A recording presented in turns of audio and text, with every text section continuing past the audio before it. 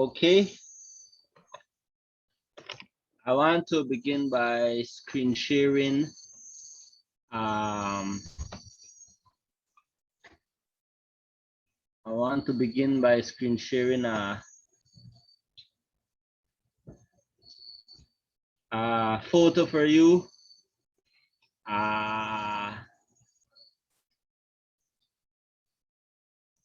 Share, right? Yeah. Do you know who that is? Whitney. Whitney and who? Her husband? I don't know. This is Whitney. She's not with her husband. She's with Robin Crawford. And we can read the document. Let me see how to scroll down a little bit. We can read the document. It says in 1989, just as Houston topped 25 million in album sales and surpassed the Beatles record with 7 consecutive #1 hits, she attended the Soul Train Award, where in response to her white music, she was roundly both pre-Beyonce and Mariah Carey. Crossover was synonymous with cultural betray. People shouted Oreo, brown on the outside, white on the inside, as her nomination for Best Female Vocalist was announced. By the turn of the millennium, Houston found herself at this center of a perfect storm of ongoing racial friction, marital troubles, and drug abuse. Well, we all know that she died of a overdose of cocaine, but there were speculations that she had troubles with her marriage with Bobby Brown because she was really a lesbian. All right, and that was broken in 2019 when her lesbian partner, who was this lady right here in the picture, Crawford, decided to break the silence and come out on the open and said that Whitney Houston was a lesbian, but she did it on the 7th of November 2019, and it came on Newsweek on 9th of November 2019. All right. It says here, Houston marriage to Brown understandably made for an easy romantic trinity in Derek Hanspeak. Okay, I am not seeing that. Let me just go down a little bit.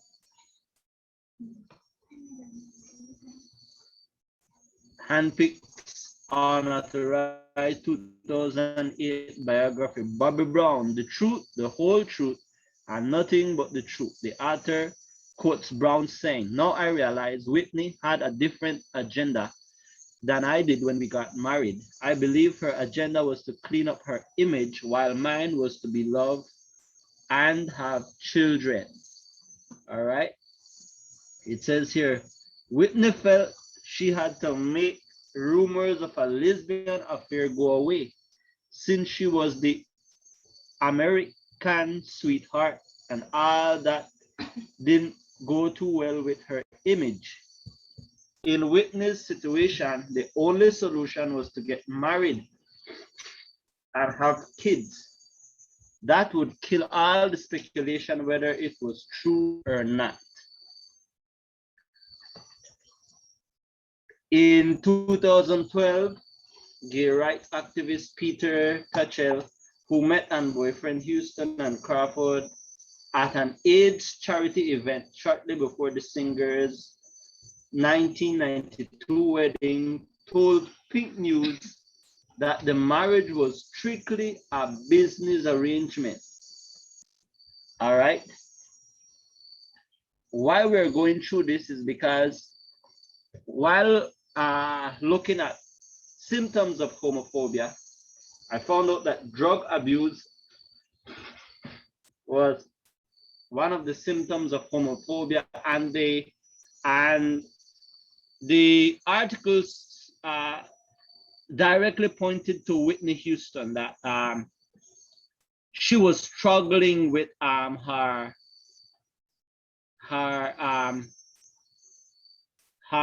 what you would call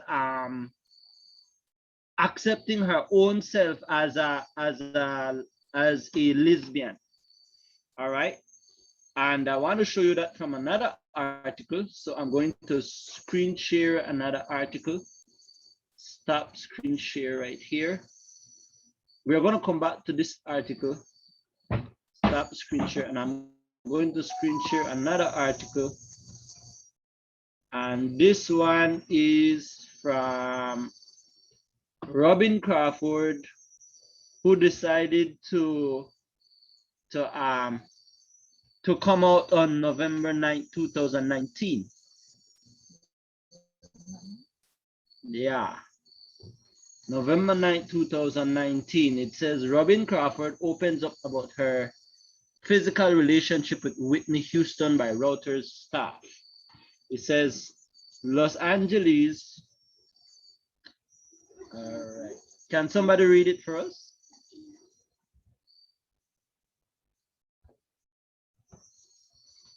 Anybody there to read?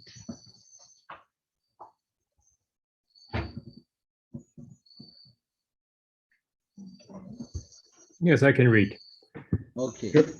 Variety.com.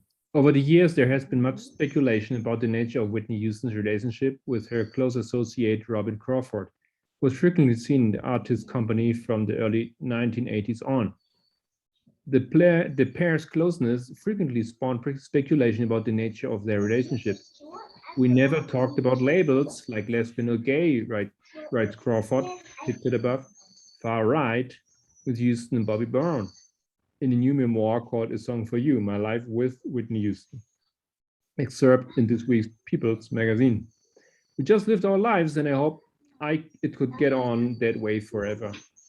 In the excerpt, Crawford, now 58, writes about the relationship and her motivation for writing the memoir.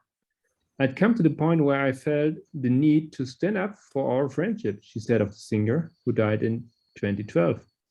And I felt an urgency to stand up and share the woman behind the incredible talent.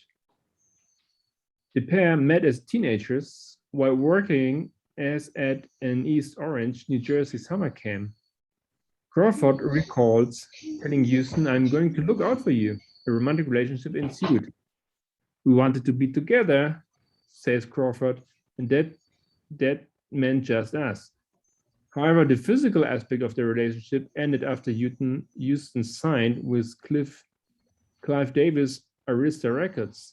Houston told Crawford of her decision by giving her a blue Bible one day in 1982. She said she wouldn't be physical anymore, writes Crawford, because it would make our journey even more difficult. She said if people find out about us, they would use this against us. And back in the 80s, that's how it felt. Oh, my article keeps growing. She also said Houston's family, including her mother, Sissy, pressured her to ease up on the relationship. Whitney told me her mother said it wasn't natural for two women to be that close, Crawford says. But we were that close. The closeness spawned relentless speculation about Whitney's sexuality for many years. But as Crawford writes so movingly in her book, that connection was just one part of her deep and lasting bond with Houston, who struggled with drug use and died in 2012 at the age of 48. All right, so that's part of Whitney Houston. I want to show you that how did the on the news media Pink News, I'm going to stop screen share. On the news media's Pink News,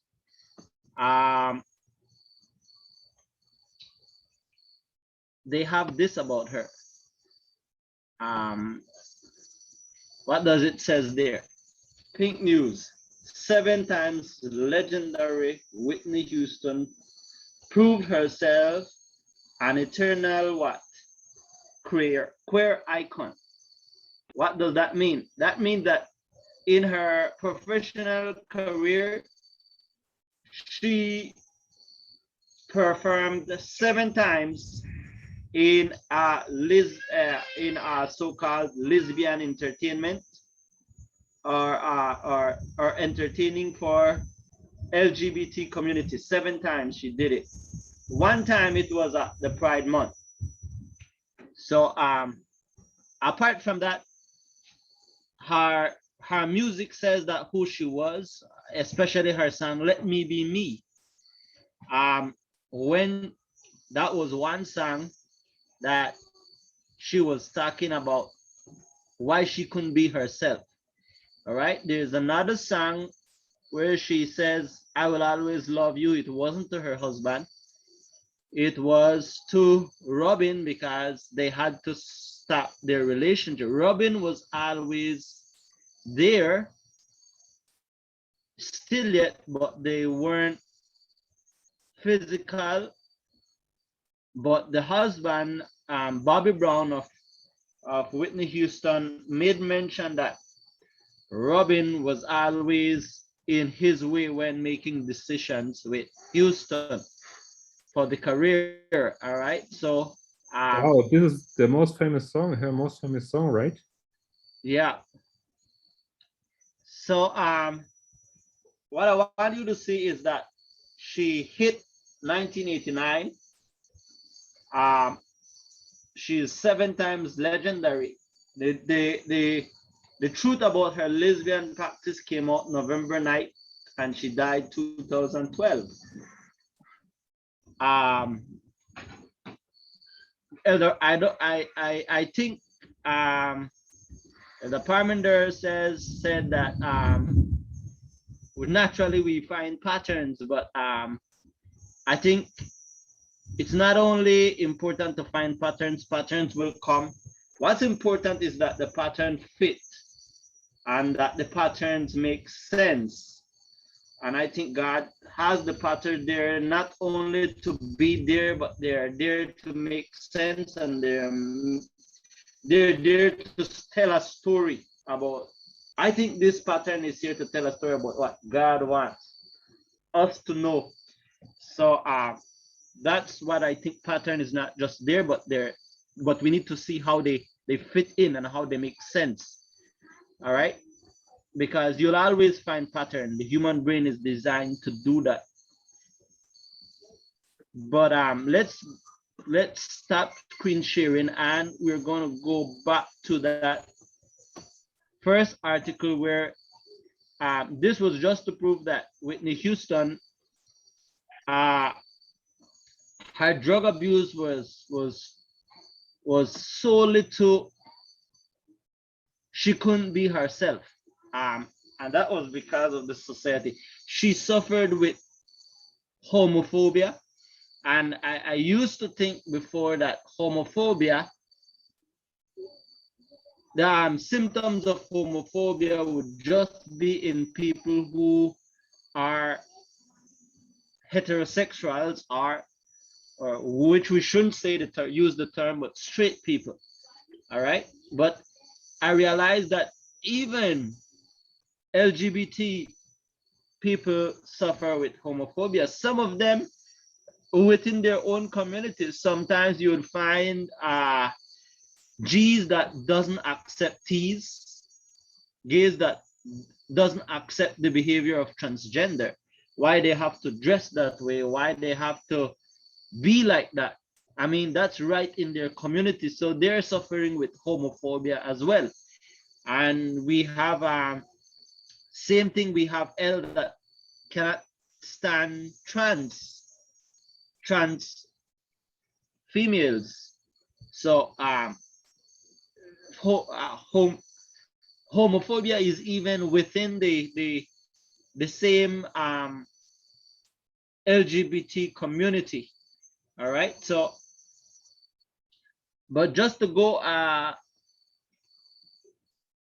into some of the article that I've found would be let me see this one here. Denying one's own sexual orientation and sexual identity, either to oneself or to others, even though one's thoughts, emotions, and natural instinct indicate otherwise. So this is a symptom uh, of homophobia. You are an LGBT and you are denying your own sexual orientation.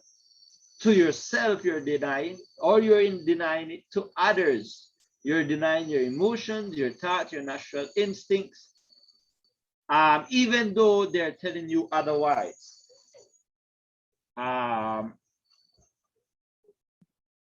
This denial can be shown in many ways, which we're going to look at later on. But let's look at number 2.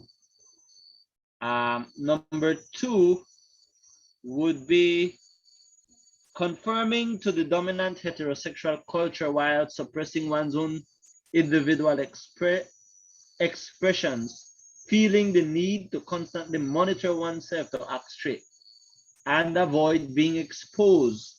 All right, so this one is you are being heterosexual, but in reality, you're just being heterosexual by monitoring yourself. You have to force yourself to be heterosexual. You have to put yourself that way because your individual expressions is not telling you that. So because you have that struggle, you have to force yourself to be straight. And people can do this by forcing themselves to be straight by having more than one heterosexual partner. Like a man would have more than one girl. You would be always having so many girls. Some of these people are actually denying their sexual orientation, or girls that have more than one boyfriend or a sexual partner. That could be denying your sexual orientation. It goes on by saying they may suffer stress, anxiety, depression, OCD. I don't know what is OCD and I didn't look it up. Post-traumatic syndrome disorder, sorry, post-traumatic syndrome disorder. Anybody know what is OCD?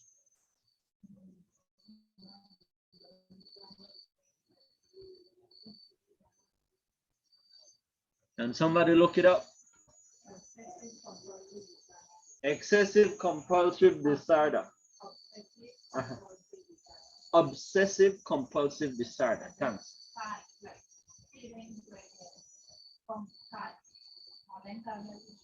Okay, it's a mental health issue. It's feelings and thoughts that come to your mind. It says other mental health issue due to the fear and consequence of being outed. All right, being outed means that you're not fitting into society. You're coming out of the norms of society.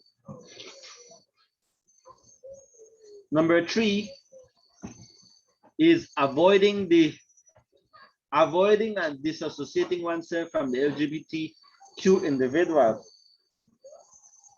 especially in the presence of heterosexual company, privately and often secretly. However, one may stay connected with LGBTQ.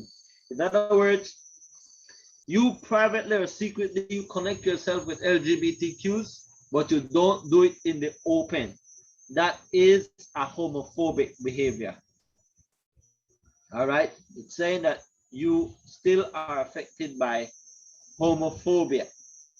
You fear, and homophobia just means fear, the fear of being gay.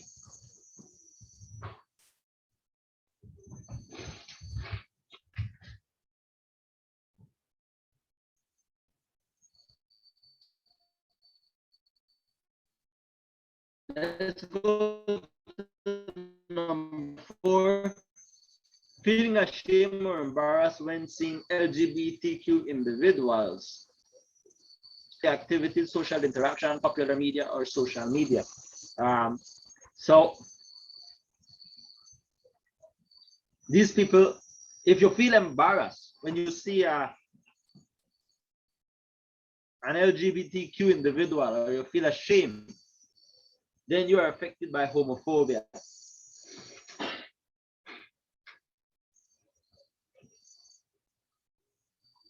So there should be no feelings that come up when you see an individual. Just like when you see a heterosexual individual, you don't have any feelings. There's nothing comes to your mind. So nothing should come either when you see an LGBTQ individual. If any feeling aroused like a shame or embarrassed, then you are experiencing homophobic symptoms. Number 5, feeling self-conscious or anxious when expressing oneself. All right, or engaging in activities in an environment of heterosexual privileges and norms. And this could be you get anxious when you have to show your affections in public. If you are a gay individual, gay man, and you have to show your affections in public, you are experiencing homophobia. If when you are asked by a doctor of your sexual orientation, you can openly say you are affected by homophobia as well. That's a symptoms of homophobia. Requesting housing or when you have to stay indoors with people, in homes with people,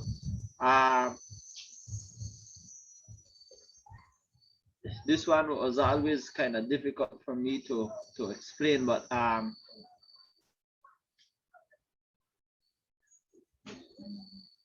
it would be you have problem with who to stay with. You are affected by homophobia. You're denying your own sexual orientation. You're fearful. All right. So financial, legal, wedding, child care, child education, or other services, when you need to provide or ask for these services, if you have problem by doing it, then you're affected by homophobia.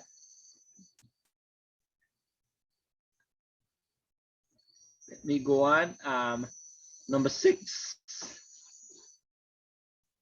For some LGBTQs struggling with having health long-term committed relationship, allowing oneself to consistently be in inequitable, dysfunctional, neglectful, unstable, unfaithful, or abusive relationship. This is a symptom of homophobia.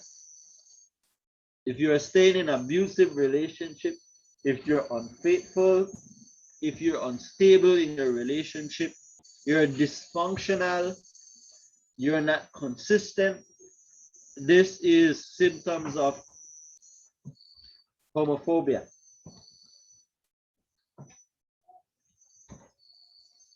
Number 7, putting down and disempowering oneself and or other LGBTQ individual, for instance, refusing to acknowledge homophobia. All right, so you're an individual that you refuse to accept that you are homophobic. That is one symptoms of homophobia.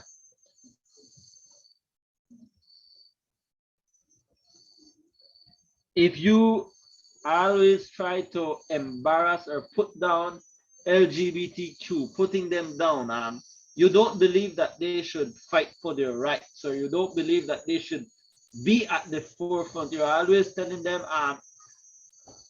you have the right, but don't try to do this or to do that, or you're trying to let them not show themselves who they are, then you're affected by homophobia as well.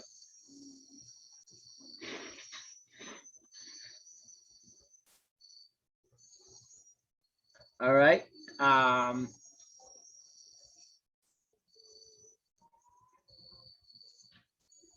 This has a lot.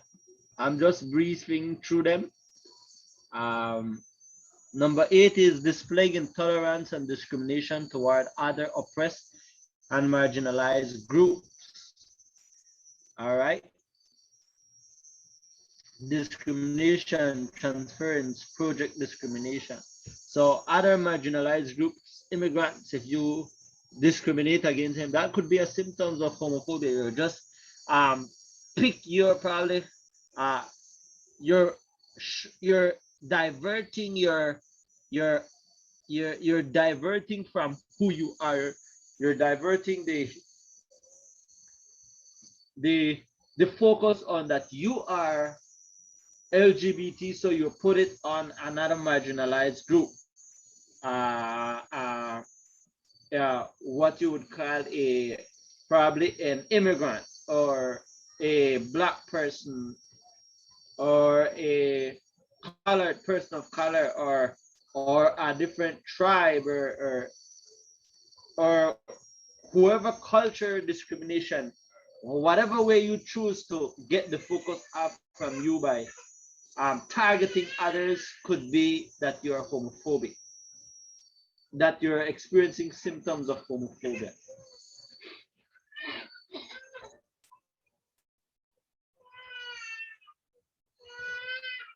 Now, this one is defending, justifying, and excusing individual acts of homophobia in family, friendship, school, at the workplace, or in other social or institutional scenarios. So this is, you're defending homophobia, you're justifying, you're over justifying it, you're excusing individual, you're trying to outdo yourself in trying to let homophobic people do whatever they want, and the reason why you're doing that is because you probably have this problem that you want to fit into to the homosexual community, the LGBT community. So all you, but you don't want to show it. You're not there yet. So all you do is you defend them to the utmost. And why you do it is because you're one of them, but you still have homophobia. You fear it still yet, but so because you fear to openly do be who you are, you defend other people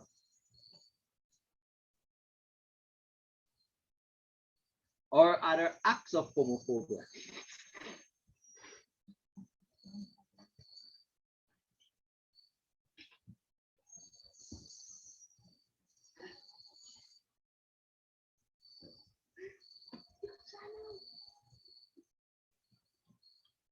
All right. It says here,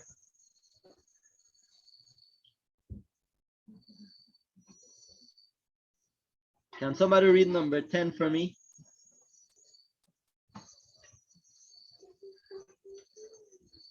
And explain it.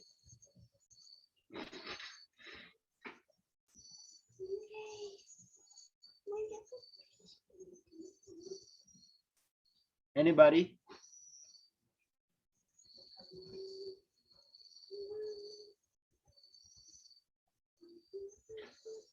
Where's the Schmidt family? Didn't hear them. I like to hear them. The Schmidt, can you read number 10 for me?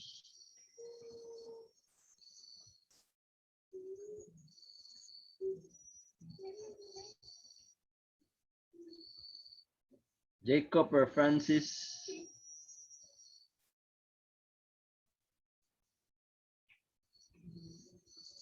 Well, I can do it.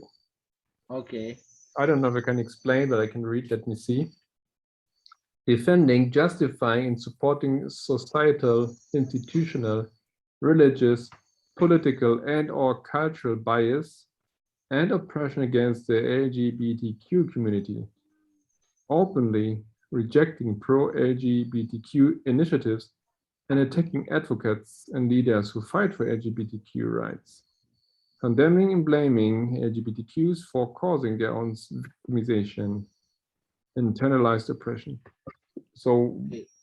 what you think needs to be explained? What you want me to explain? Basically, the last sentence that would cover almost everything. Condemning and blaming LGBTQs for causing their own victimization. Yeah, basically this is getting rid of or closing the eyes to harm that I do, blaming someone else. This is basically negating the issue or the problem. Yeah. If it was a problem that was created or invented by certain people. Yeah. Is it? Yeah. So now we come to, I have like 6 brainstorming parts here. Well, a symptom of homophobia is to find out if others are LGBTQ. If you go about finding out if others are LGBTQ, then that's a symptoms of homophobia. Why would that be a symptoms of homophobia? Anybody know why? Can figure out why?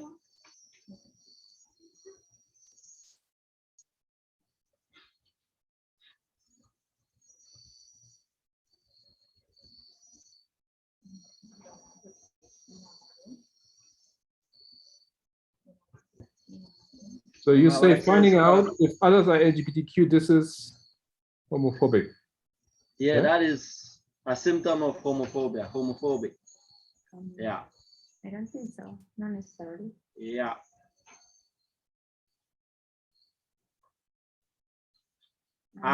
What did you say? My wife said, Don't want to be seen among them. my wife said because you don't want to be seen among them.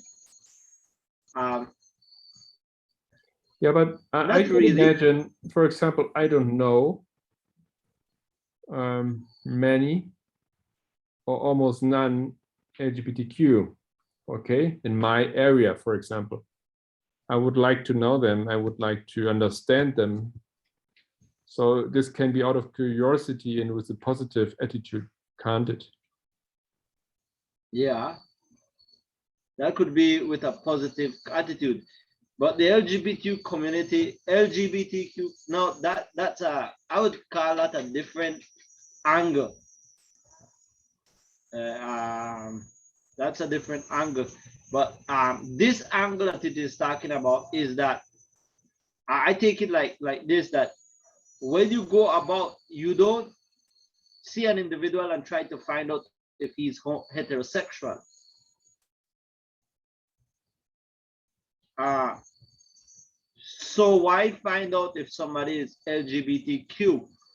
And the only reason why you want to find out if somebody is LGBTQ is when, as opposed to, you don't find out if somebody is heterosexual, is because you are you have not fully come to the, you're seeing something and you have not fully accepted as yet what you're seeing. You see an individual, why you know that he is different, but you have not accepted that idea as yet. So you go and you, although you see, you still want to find out. It is something like when we were Adventists, we used to try to find out if someone is Adventist when he comes like as a visitor for a church, for example. Something like that. And it was not just yeah, it was not all reasons were, let's say, good reasons, you know. Or Yeah. Okay, so this is one of them, and yes, you have the positive idea where you would like to know who are LGBTQ, you know, because you want to know them, to get their story, to understand them. But they also have the other side that wants to find out, not for a good reason. All right. So the next one is using the fundamentalist defense without honest reasoning or logic. Without not only honest, but without a desire to examine and to candidly understand. Using the fundamentalist defense would be like saying, okay, the Bible says it was Adam and Eve, not Adam and Steve. Without a desire to honestly reason, to talk, to study, to find out, to be open, to see what is there. You're just hitting somebody with the Bible, and you're hitting them so hard that you're burying them with it from your perspective. You give no chance for discussion. So that is a homophobic reaction. You use the Bible as your weapon. Another one would be the idea that LGBTQ wants to hit on you as you see them. But you see LGBTQ individual, you think they want to engage in a relationship with you. You see a lesbian, if a woman would meet a lesbian, oh, she thinks the lesbian wants to have a relationship with her, get to know her, and that's homophobic.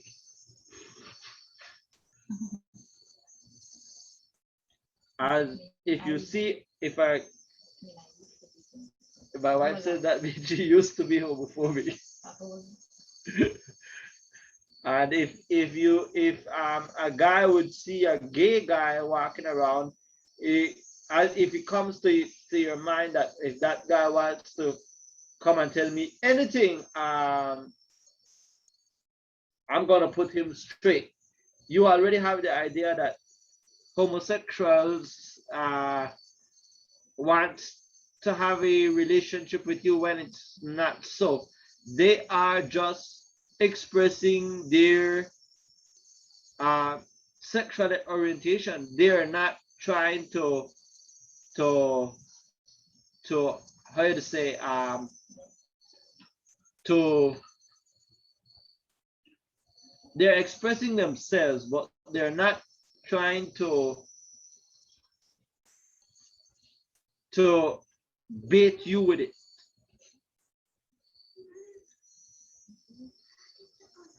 So that's their individual right to be themselves, right?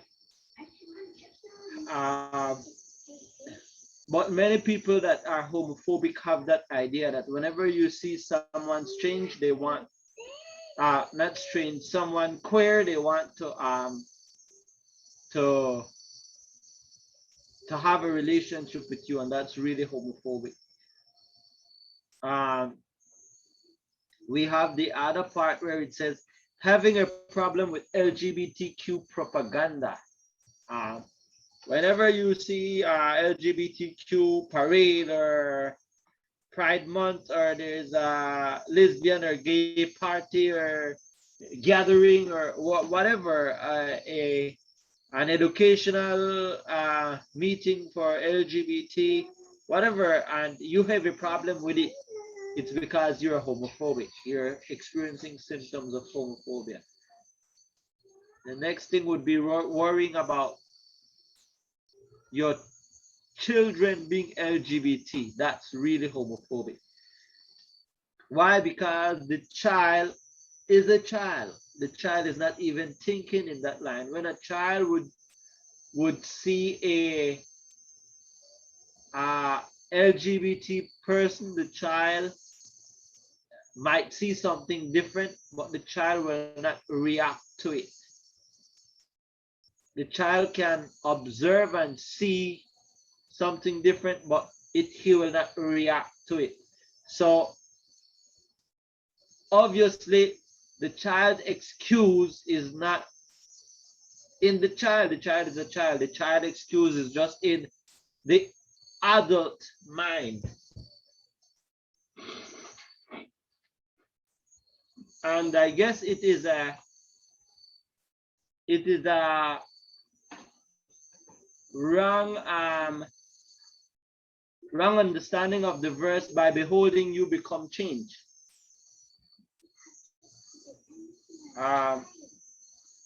We don't have time to get into that verse today, but I think that verse will need a better understanding in terms of this.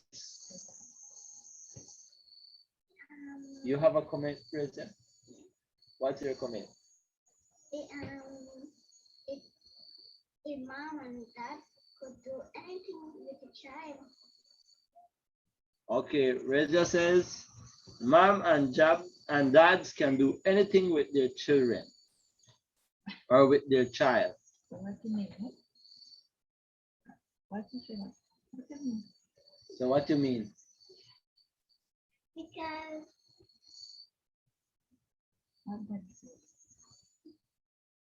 you said because the child could, it has something in their mind and it,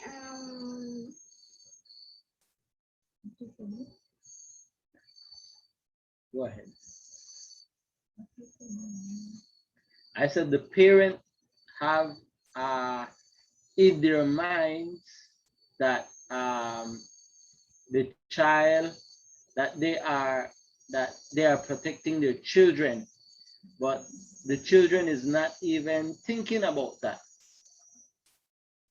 You're just coming up in the world and they're just observing.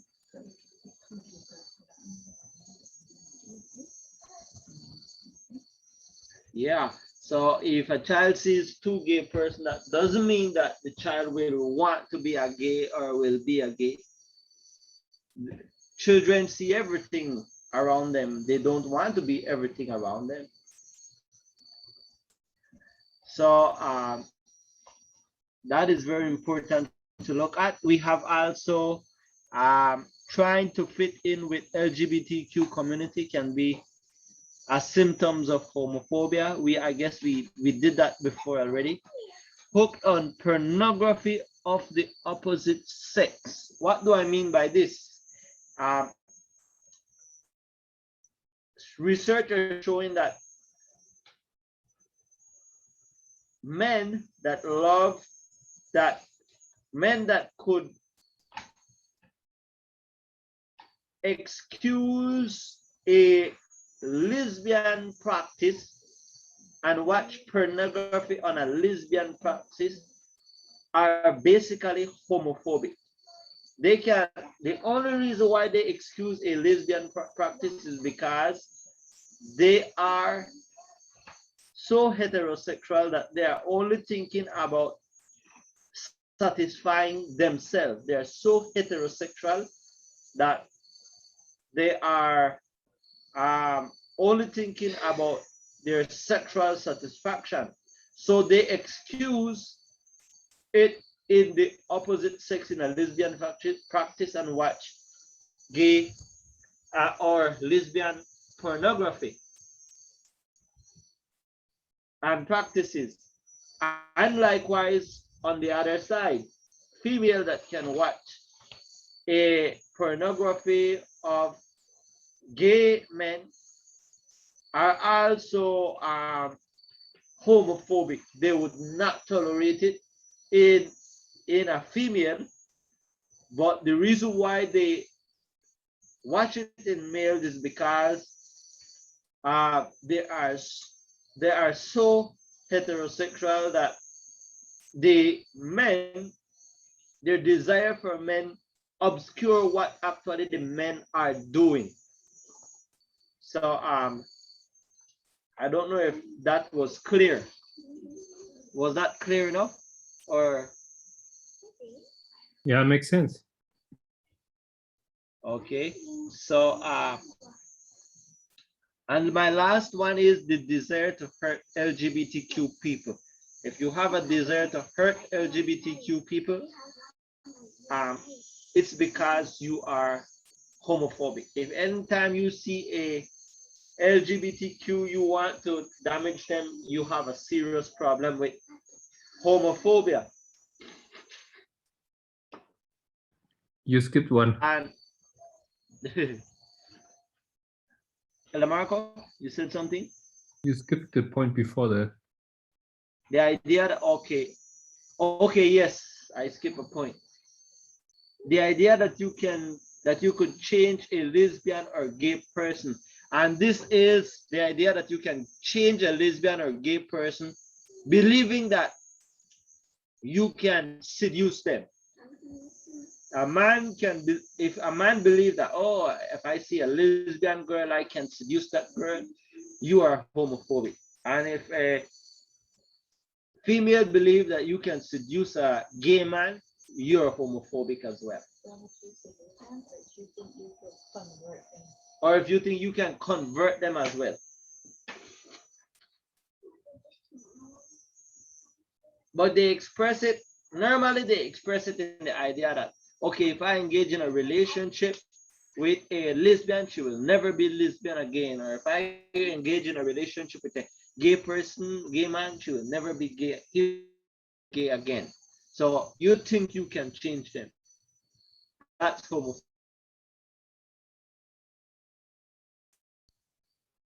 And right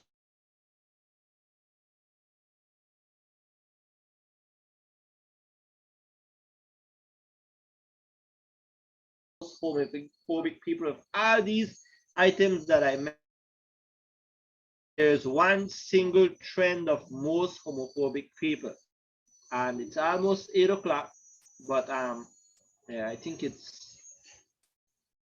7:40. But what I want to mention is they all have a concept on the sexual intercourse.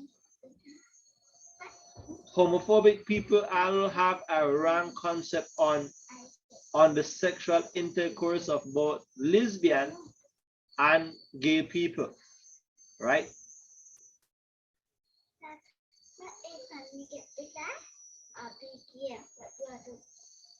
Okay, my daughter just asked me a question. She asked me, what if when she get bigger she's gay? What I will do? I will leave that for another study though, because I have to educate her yet on all these things.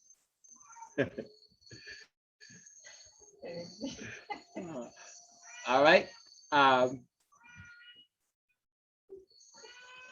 So don't react homophobic, Mary. Don't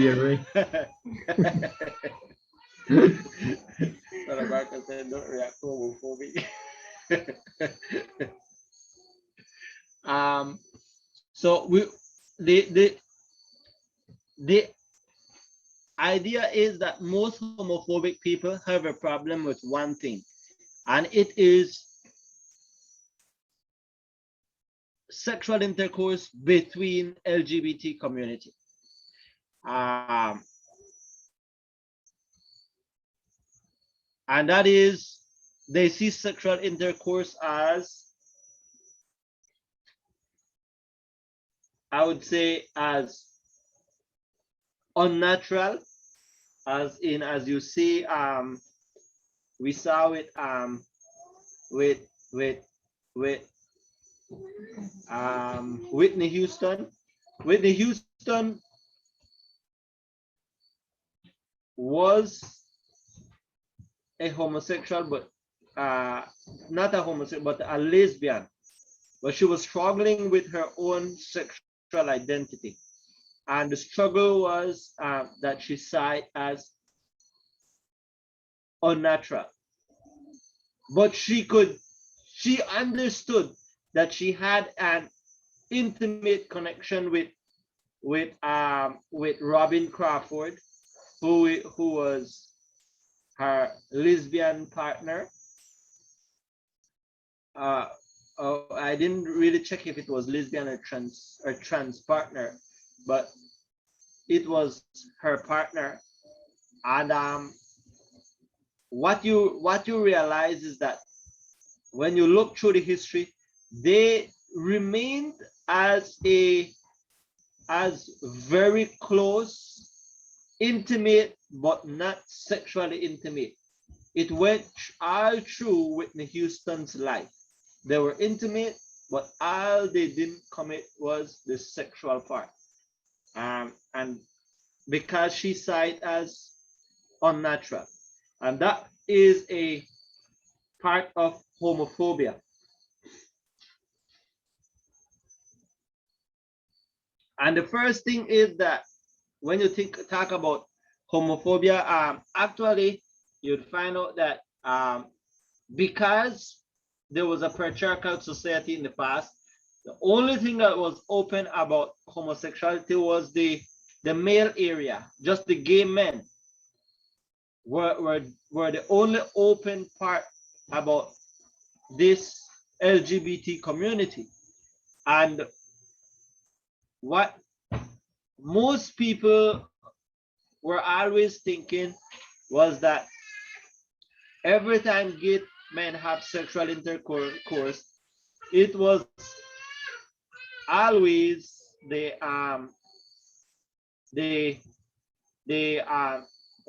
one passageway sex, which is through the anus, penetration through the anus, and that's not true.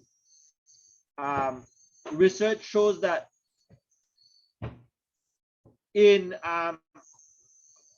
gay sex, penetration through the anus rarely happen. The reason why it rarely happen is because it takes a lot of preparation.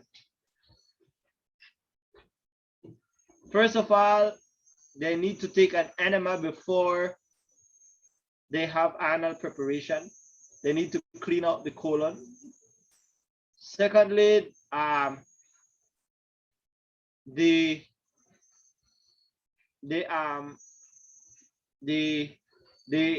colon need to be well lubricated. You need a special lubricant to lubricate the colon. Thirdly, you cannot go too rough because you could damage the individual or tear the individual. Thirdly, there's just one part of the anus that you need to direct the penis to, and it is the prostate, because that is the only place where the guy that is penetrated will have an orgasm. All right. So most of the time in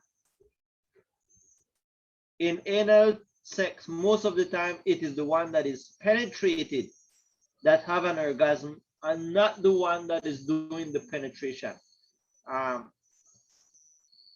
So you would think that it is a male ego thing that the one that is doing the penetration have the orgasm, and that it is not so. It is the one that is being penetrated. Question. Have the but that's only true for men, right?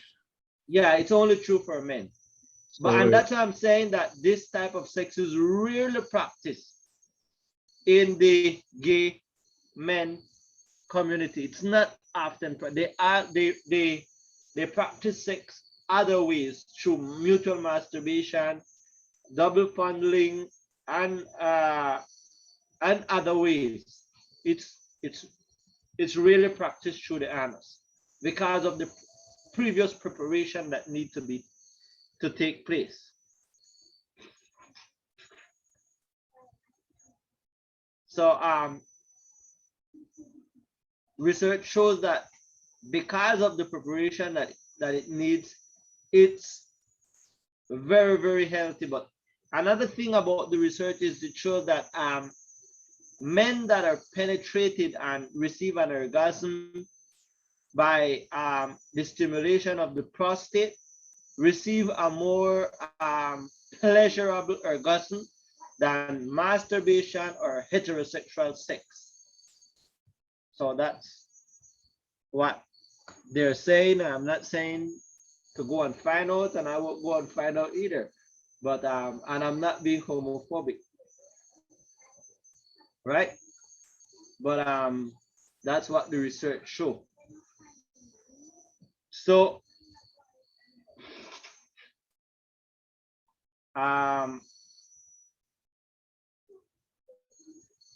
this is the point where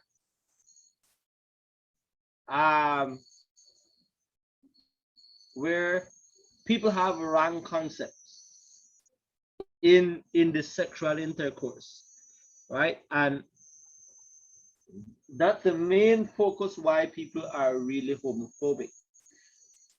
And if you're gonna find out that people that are homophobic always have problem with their own heterosexual relationship. People that are homophobic are more prone to have problems in their heterosexual relationship. And if you'll ask why, it's simply because people that are homophobic thinks about relationship that it's only about sex and about satisfying oneself. And that's not true. It's about the emotional satisfaction of individual. That's what relationship is about.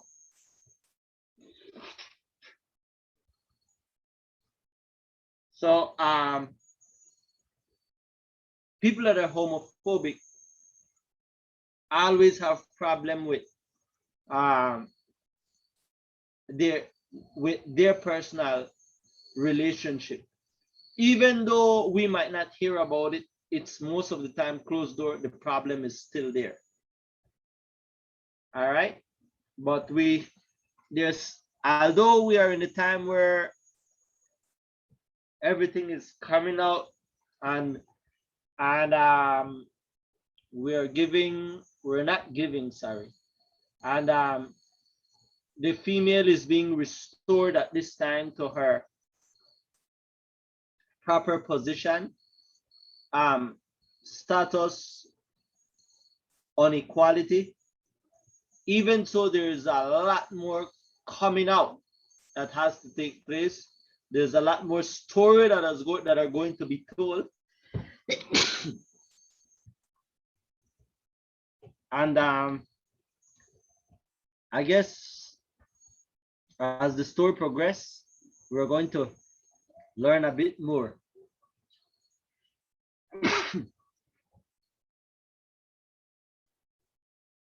So I'm going to end this presentation here. And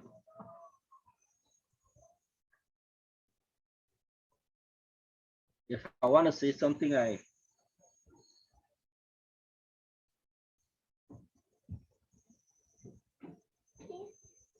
don't know how to say this, process this in my mind, but the presentation on relationship by Brother Parminder kind of answer most of the question in relationship that is I would say long lasting. And if you go through those presentations, those presentations were designed to help you not to be homophobic.